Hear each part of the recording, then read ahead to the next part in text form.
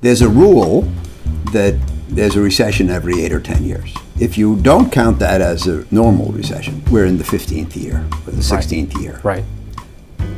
We're due for one tomorrow. I'm pretty sure there's not going to be one tomorrow.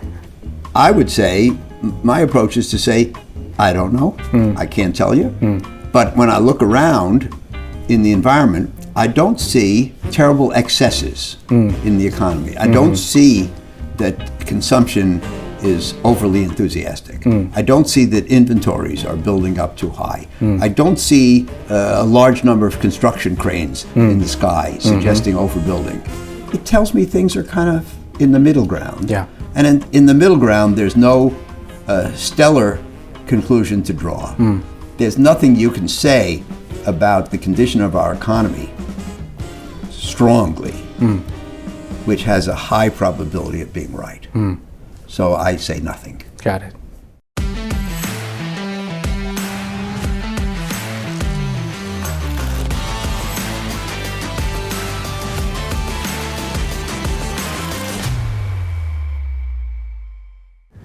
To all the viewers from the United States, Korea, and around the world, welcome to Global Money Talk by SamProTV.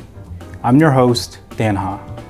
Today we're at the New York offices of Oaktree Capital Management for a very special conversation with Howard Marks. Howard really needs no introduction, but for those who don't know, I will say that Howard is someone that Warren Buffett pays attention to.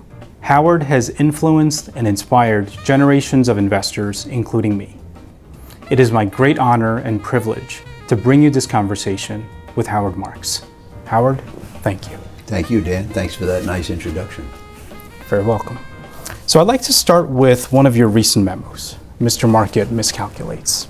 In it, you wrote about how in the markets, meaningless statements are often given weight, and how a given development can be interpreted positively or negatively, depending on the prevailing mood of the market, which reminded me of an Amos Tversky quote, "People accept any explanation as long as it fits the facts." That said, price behavior can be a useful source of information at times. So could you please give a user's manual, if you will, on how to use price behavior as a source of information? Sure, Dan. That's a complex question, of course.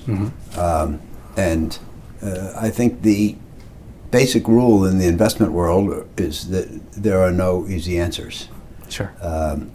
I think what you say is very important, quoting Tversky. People always say, well, why did that happen? And sometimes the answer is no good reason.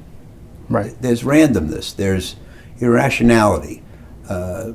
People say, well, he was a good man, why did he die? Well, there may not be a correlation. Sure.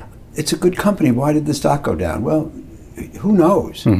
Sometimes who knows is the right answer. But people, not just in the investment world, but in general, don't like going through life with the answer who knows. So as you say, or as Tversky says, they seek an explanation. Make sense of it. Well, sometimes you can't. Sure. I wrote a memo, and I'll say that a lot in the course of this interview, because I've written for 35 years, so I've written now on almost every topic in investing. A memo called, What Does the Market Know? My general conclusion is the market doesn't know anything. Okay. The market is not some genius with a high IQ. The market is just the collection of the votes cast by all the people in it. So by definition, it's not any smarter. Sure. If you get a million people of average intelligence together, their conclusion is not any smarter than average. It's not like it accumulates to a greater total. Now, having said that, as you say, sometimes price movements are meaningful. Sure. So I think the answer is you can use it as a signal to think about things, a signal to do some research. You see a stock is way up or way down. You might try to figure out if there's an obvious reason, and try to figure out if the reaction of the stock price to the reason is excessive or insufficient. maybe that will tell you there's something worth doing. But I have to stress, and I'll stress frequently in this conversation with you, that reaching these conclusions requires a very high level of expertise and experience and knowledge that most people don't have. So for the average person to look at a stock and it's up 20% this week, and to say, why is it up? Is 20% an overreaction or an underreaction? Will it go up more? And should I buy? The vast majority of people aren't equipped to make that decision. Right. And if they try to do so, they're really deluding themselves. Understood. Also in that note, you wrote about how there are no immutable rules in investing that can be relied upon to produce the same results always. Right. Yet investors do tend to make rules based on their experience, mostly to protect themselves from repeating the same mistake. Right. Never let your largest position become X% of the portfolio or be greater. Well, next time when the XYZ are true, buy the stock. Right. Rules aren't perfect, but they can help an investor stay disciplined. Yes. What are some of your rules that you'd like to share? Well, I think there's an old saying that rules are made to be broken. Okay. You can have general policies. Okay. But I think it's important to be ready to break them as necessary. I mean, a great example is some people adopt a rule that if you buy a stock, if it goes down X%, you should sell it. It's called the stop loss order. Sure. So let's say you say, if I buy a stock and it goes down 10%, I sell it. You have to think about, what does that mean? That means that if you sell every stock that goes down 10%, you can never lose 20% or 30% or 40%. But every once in a while, you'll have a stock, you'll buy it, it'll go down 10%, you'll sell it, and then it'll go up 100% from there. Sure. And you'll miss all of those too. Sure. There is no rule that you can set to help you negotiate that. It's not down 10 or down 20. There is no automatic rule that will keep you safe but not result in you missing opportunities. I've always taken the approach that if you have a great success, you should sell some, we say take a little off the table, sure, in order to capture some of the gain, so that if it turns out to be fleeting, you won't give it all up. But if you buy something that's up 30% and you sell some, that means that if it goes up 60%, that part you won't get a ride on. Right. So it's not that the rule is wrong or right. The question is it right for you? Right. Now, the point is, like I said about the stop loss order, it prevents great losses, but it also causes you to miss some successes. Yeah. You have to decide which is more important to you. Based on your financial situation, your personality, those kinds of considerations. So, my idea of taking a little off the table. Sure. If you buy something that goes up 30%, you sell some. Then it goes up another 30%, you sell some more, another 30%. Well, you would have made more money if you held on. But on the other hand, if it went up 30% and then back down, you would have failed to tie up any of the profits. Which one of those two? You can't do both. Right. You can't secure part of your profit and let it all ride. Right. So every person has to work out for themselves what's right for them. You can't do this stuff perfectly. Yeah. What is the definition of good for you? Right. That's the question.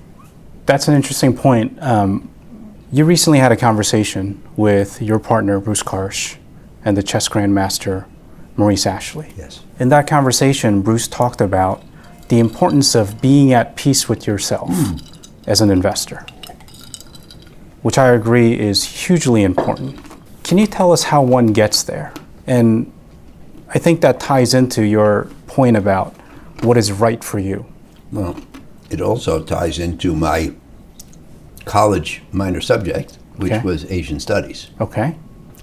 Asian Studies is a lot about contentment and being at peace, acceptance. And there's no manual for achieving these things. But, I mean, if you want to change something about your personality, and that's what we're talking about here, it has to be intentional. And you have to say, how can I achieve greater serenity? And importantly, one thing is that you have to not be a perfectionist. It's very hard to get investing just right. You know, I used to have a friend, and we joked a lot in our relationship, and we decided one day to catalog all the ways you can be wrong. Okay. So number one is you buy and it goes down. Okay. Number two is you don't buy and it goes up. Number three is it goes up, you buy and it goes up, but then it goes down. Number 4 is you buy and it goes down, and you sell and then it goes up. Okay. There's, you know, number 5 is it goes up and you sell and then it goes up more. Yeah. There's an infinite number of ways to be wrong. There's only one way to be right, which is you buy, it goes up, Yeah. you sell, and it doesn't go up anymore. Yeah. But you're not going to achieve that. Right. So you have to achieve a level of serenity in your life, in all things, not Sure. just investing. Sure. But you have to accept that some of the things you buy are going to go down. Yes. And some of the things you're going to buy will go up, and you'll sell them, and they'll go up more. And you can't make yourself nuts trying to do it exactly right, because Sure. it's impossible. Sure.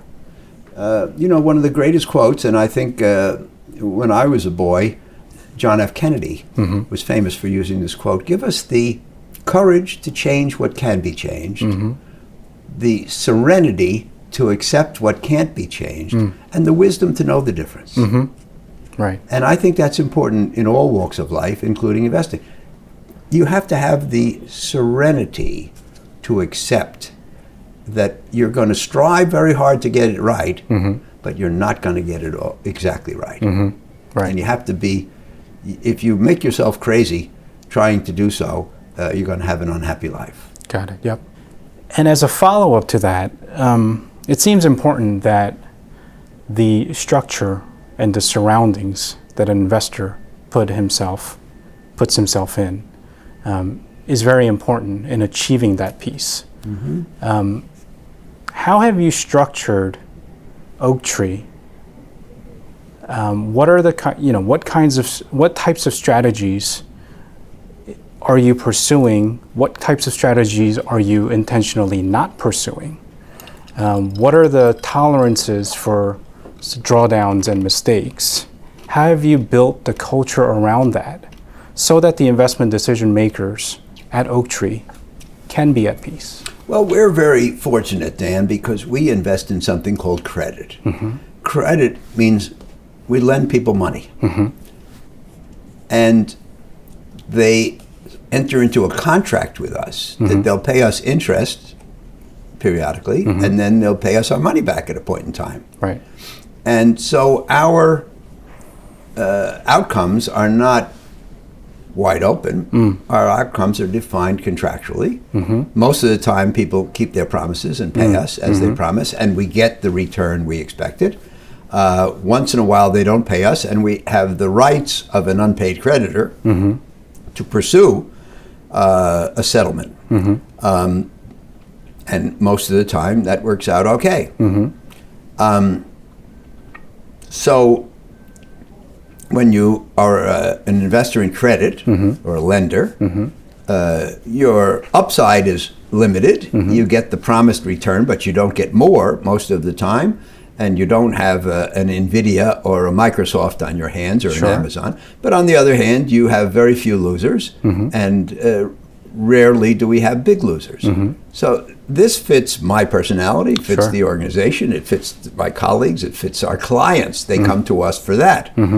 So that's a very livable situation, as opposed to being someone who concentrates on making ownership bets in startup companies where you can have 1,000 to 1 payoff or a complete loss. Right.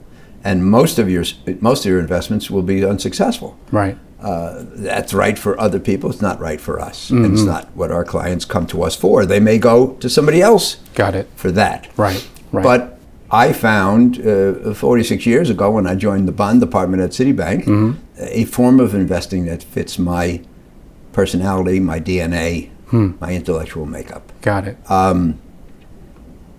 Now you say, how do we set the culture? I think the most important thing about the culture is to not have recriminations. I want everybody to make decisions that will be correct. But I accept that nobody can make only correct decisions. Sure. For all of us, it's a matter of having a batting average. Sure. And the fact that somebody supports an investment that loses money, number one, it's not that unusual. Number two, it's understandable. Three, it doesn't mean they're a bad person or they were lazy.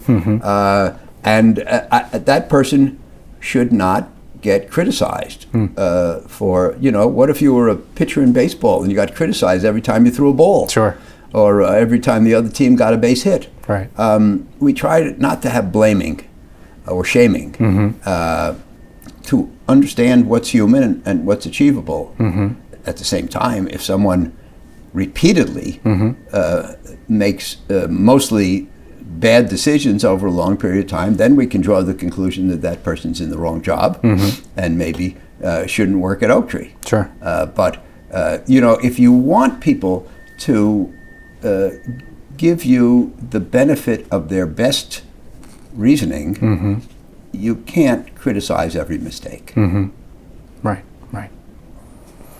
So, somebody who follows your investment philosophy, who agrees with your investment approach, is it inherently better to apply your investment philosophy to bonds rather than stocks? Well, our philosophy, yes. Our philosophy, which is, a large number of reasonable successes and a general absence of big failures. I mean, debt investments, that's what they're made for. Yeah. It's their ideal for that purpose. I wrote a memo called Fewer Losers or More Winners. Right. And that's what it's all about. Everybody in your audience who sets out to be an investor should decide, number one, is their goal to be superior, or will they accept an average result? An average result is quite good. Yes. In the U.S., the S&P 500 has gone up about 10% a year for the last 100 years, which means if you had $1 100 years ago, you'd have about 15,000 today. That's not bad, right? Right. And that's average. So now most of us don't get to live for 100 years and invest for 100 years, but still, if you invest at 10% a year, your money doubles every 7 years. Right. So if you can do that for 35 years, it'll double 5 times, and $1 would become 2, 4, 8, 16, 32. Not bad. Sure, yep. Will you be average, or will you try to be above average? Right. Which introduces the possibility of being below average. Right. And if you want to be above average, which I don't push for the amateur. The amateur generally, as I said in my answer to your first question, is not equipped to do above average. They should happily settle for average. And the great thing about being average is that you can achieve average results for sure through things like index funds and at a low cost. Right. And without risk of disappointment in terms of being below average. You can lose money, but you can't be below average. Anyway, if somebody says, no, I'm not going to settle for average, I want to be above average. I know I might fall short. Then, now that leads to the memo. Which route to superiority will you follow? Will you try to have more winners than the average investor, or fewer losers, or both? Right. Now, it's hard to do both, because the defensive mindset enables you to have fewer losers. The aggressive mindset is necessary to have more winners. Yes. It's hard to do both because it's hard to incorporate both the defensive mindset and the aggressive mindset. So you should say, what kind of person am I? Which is a better course of action for me? I'm comfortable with our approach because what it means is that when we're unsuccessful, we're a little unsuccessful. Yes. When we're successful, we're a little successful. Yes. And, I like that for myself and for my clients more than swinging for the fences and sometimes having abject failure. Mm-hmm. But everybody has to, if you see NVIDIA and it was up 4.5 times last year, mm-hmm. the question is, are you going to kick yourself because you didn't have it? Mm-hmm. Well, human nature says you are. Sure. Yeah. But you have to say to yourself, just a minute. Didn't I say that I want to have fewer losers and that I'll live without catching all the winners? Right. It's very hard to, given human nature where we have a great fear of missing out, mm-hmm. and we look at other people's successes and we feel terrible about it, it's bad for investing. There's a book about bubbles and crashes, mm-hmm. And the author said that there is nothing so injurious to your mental well-being as to watch a friend get rich. Mm-hmm. Yes. Unfortunately, that's human nature. Right. We have to try to beat that. Right, right. One of my favorite stories from your memos is the story about your friend who wished he had bought all of Malibu for $300,000, as the Ringe family is said to have done back in 1892. To which you responded, well, you would have sold it when it got to $600,000. Right. I think holding on to great long-term compounders in stock investing is very difficult. Mm-hmm. I think it's just as difficult as finding one. Now, it's difficult because the prudent thing to do is to rebalance. What I said before, take a Right. little off the table. Sounds Right. intelligent. Right. Therefore, and if so, if the prudent thing to do is to rebalance, then is profiting massively from great long-term compounders really just luck? I wouldn't say it's just luck, but it does require luck. Because you buy something and it doubles. Mm-hmm. You make a decision not to sell it. If it goes on from there to appreciate further, there is some luck involved. You can never say, oh no, that was sure to happen. It was obviously an intelligent decision. At every point in the market, you look at the price of a stock or a bond or a piece of property and you say, is it fair, too high, or too low? And there's no scientific instrument for establishing these things. You make a judgment. Sure. The question is, are you lucky in your judgments? Lucky sounds like, it was all by chance, rolling the dice. No, not necessarily. Sure. But still, we all make judgments every day about whether something is priced right or too high or too low. And the word lucky may not be the right word, but do most of your decisions work out? And we all know that when a decision works out, there's some combination of the fact that you made a good decision, but there's also some factor that you were lucky. Life turned out to be as you expected, or maybe even a little better, and so you prospered. But, look, in one of the memos I talked about Amazon that was selling at 90 in 1999 and 6 Sure, yeah. in 01. Yep. And, this question is, if you bought it at 6, would you have sold at 12? Well, lots of people would take a double. Would you have sold at 30 5 times, 60 10 times? Right. What about when it hit 600 and Right. you're up 100 times your money? Shouldn't you have sold? Wouldn't you used the word prudent before? Right. Wouldn't it be prudent to sell some? And obviously, you can't. If you sell some, you can't let it all ride. And then, I think when I wrote that memo, it was at 3,300. So if you sold some at 6 times, which was 100 times your money, Right. you missed the next 5.5 times. Right. So again, you're not going to get it all right. And if you know somebody who bought Apple at 6 and still has it when it's 3,300, Yeah. and never sold a share, Right. you have to look at them and say, just a minute. It was up 500 times, Right. and he didn't sell any. What if it had collapsed? Right. So Right. again, what is your mindset? What is your personality? How are you going to feel if something goes from 6 to 3,000 and back? Right. Right. And for most of us mortals, we would sell some at 600 and some at Right. 3,000 and then hope for the best. Right. By the way, if you and you know this goes to the difficulty of doing these things. If you buy something at 6 and it goes to 60, and you sell half your holding, you've made 10 times your money. Do you say, I hope it goes up, Right. and I make more money? Right. Or do you say, I hope it goes down, Right. which proves that I was right to sell some? Right. Again, human nature, the human condition, which is kind of screwed up. It's financially, you can tell when something was a good decision. You see the outcome. Humanly, the description of a good decision can be very challenging. Got it. Shifting gears a bit,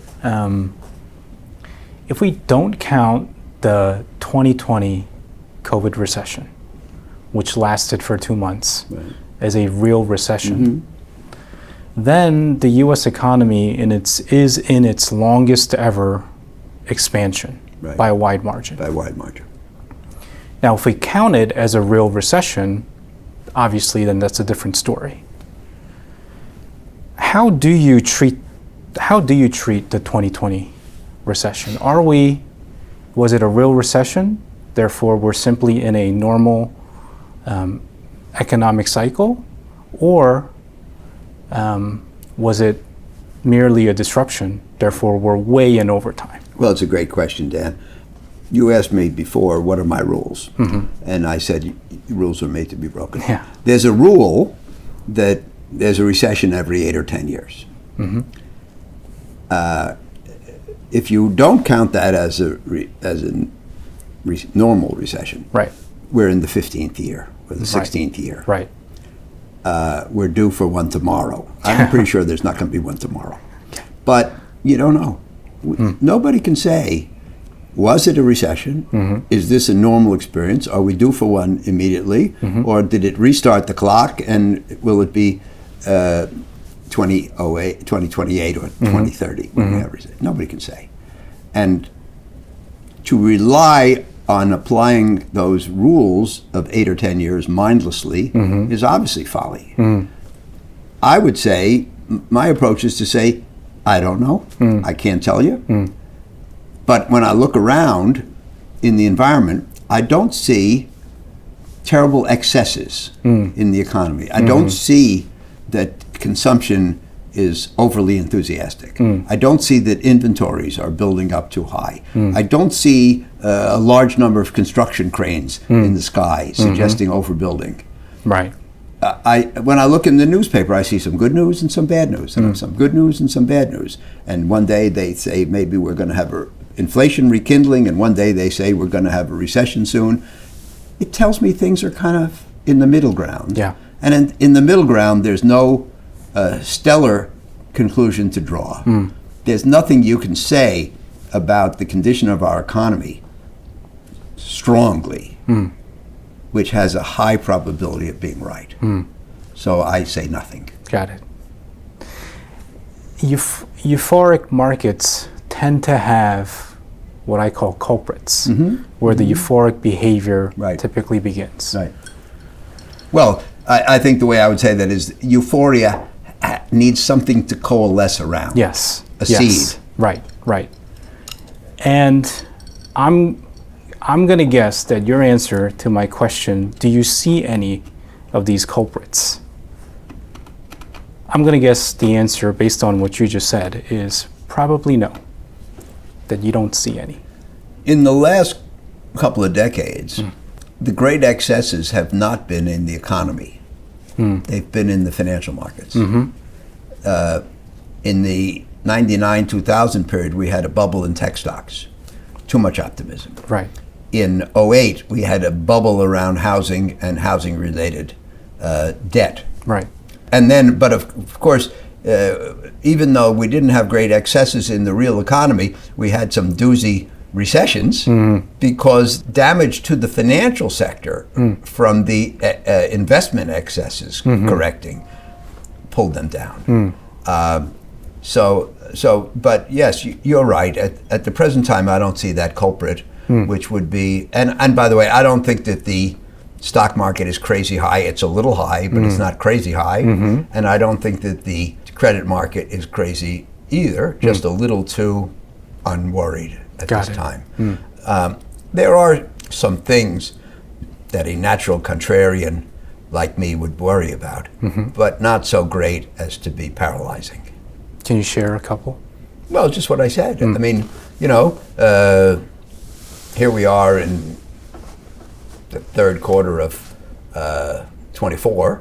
If you go back 2 years, the world was very pessimistic, which meant that the rewards for making investments were very high because people felt so low and things were priced reasonably as a result. Right. Now, most people are pretty optimistic.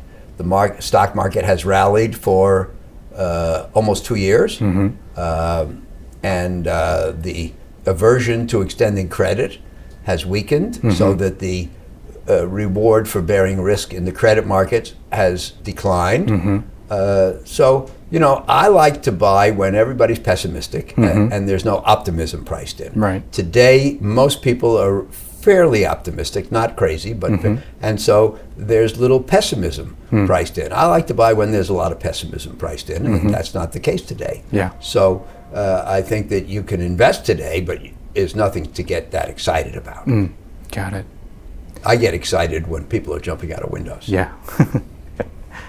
You think about investing in terms of odds. In my experience, most people think about investing in terms of being right. Did you always think this way in terms of odds, or did this evolve for you over time? That's a great question. I don't know if I've ever been asked that question before. I think it's a matter of maturing. I joined the investment business in '69, switched to actually managing money in '78 in Citibank's bond department. Sometime in that '78 to, let's say, '88 period.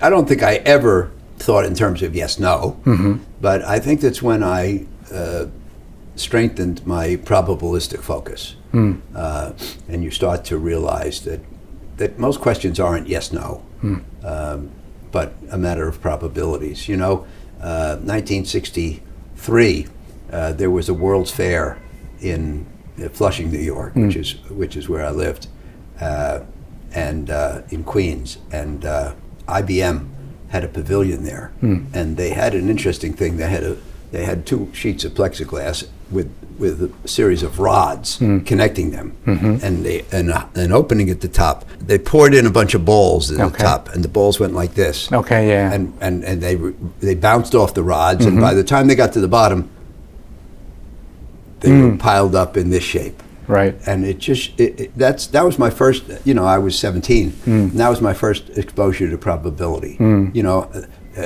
Most things happen as you expect. Less things happen in ways you don't expect. Once in a while, something happens that you thought never could happen. Right. What we call the tails. Right. And that's the way I think about life. You have to really sharpen your focus on that. And in one of the memos, I told the story of, I think it was the Super Bowl in 2016. I'm not too good on football dates, but Carolina Panthers were playing the Denver Broncos. Yes. And they had a former football player on. He didn't go to University of Chicago. He didn't have a PhD in investing. But they said to him, "Who do you think's going to win?" And he said something very smart. He said, 8 out of 10, Carolina wins. Right. This could be one of the 2. Right. Now, most people don't add that latter point. I mean, most people hear, 8 out of 10, Carolina wins. Well, I'm not even going to watch a game. I know how it's going to. No. Right. 2 times out of 10, Denver's going to win, right. And sometimes that happens. And you have to get away from black and white thinking. I keep saying throughout this interview, Dan, in investing and in life. Yes. When you're dealing with future events, you never know how it's going to turn out, and you have to recognize that, and you'll be a happier person and more effective. Right, right. Well, we'll have to leave it there. Okay. But thank you very much. It's a pleasure, and I wish you much luck with your new show. Thank you very much. Okay, bye-bye.